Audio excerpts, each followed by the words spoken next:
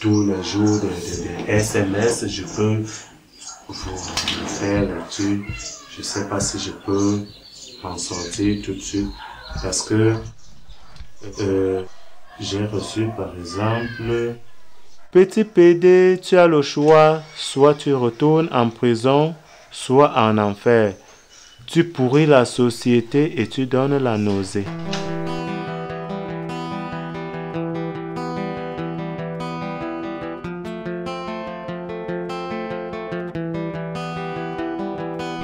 C'est dur d'être homosexuel au Cameroun.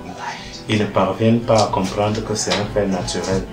Ils ne parviennent pas à comprendre qu'on peut naître naturellement homosexuel. Ils disent toujours que c'est la sorcellerie, c'est les pratiques, c'est les sectes et tout ça.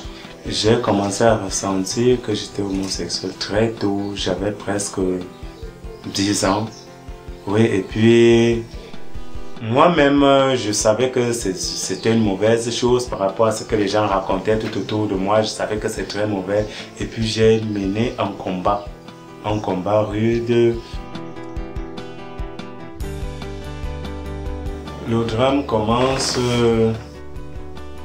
le 2 mars 2011. C'est vrai que quelques 6 mois avant, ma nourrice m'avait amené chez l'intendant de la présidence pour lui déposer une demande d'emploi parce qu'on recrutait les jeunes à l'intendance.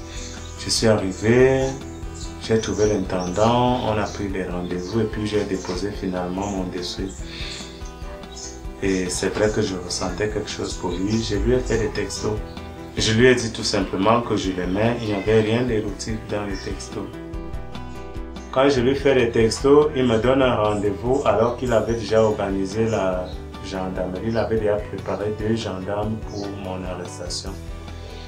Oui, et ils m'ont maltraité. Ils m'ont maltraité puisque j'ai refusé de répondre à leurs questions. Donc, ils m'ont vraiment maltraité, ils m'ont tabassé, ils m'ont privé du téléphone, ils m'ont laissé nu dans une cellule sale, tout ça.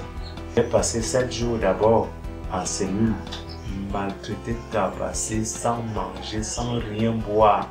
Oui, donc j'étais nu dans le froid de la cellule et tout ça. Au 7e jour, ils m'ont amené à la prison et là-bas c'était horrible. Tellement horrible, c'était ça et j'étais l'ennemi de tout le monde.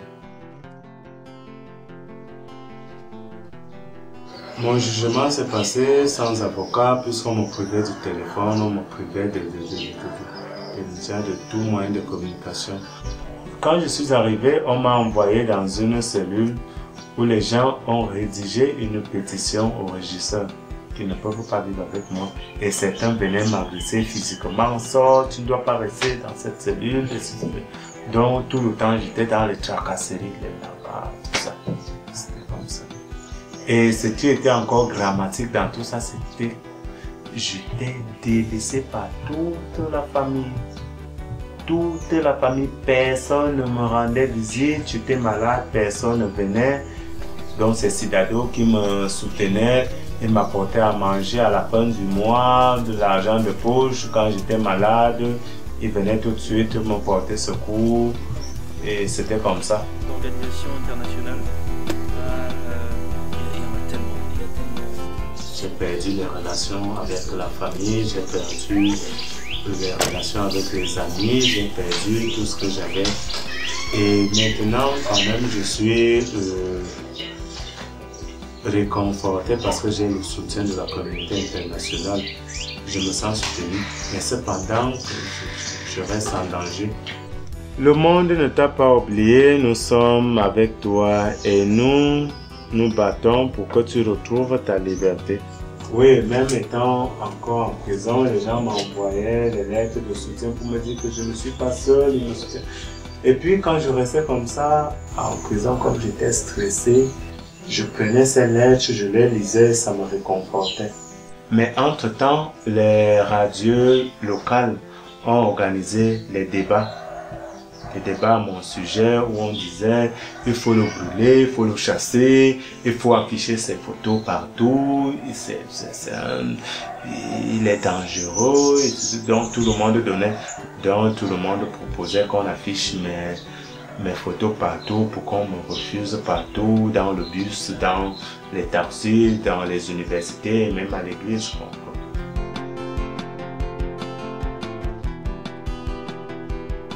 Oui, je pense que pour le moment, il faut que je parte d'abord. J'ai confiance, je sais que peut-être d'un moment à l'autre, les choses vont changer au Cameroun. Avec le combat que la communauté internationale est en train de mener, les choses vont changer, mais pour le moment, c'est encore très bruyant. Peut-être il faut que je quitte un peu, que j'aille me cacher. Quand je revienne, que les choses se soient stabilisées.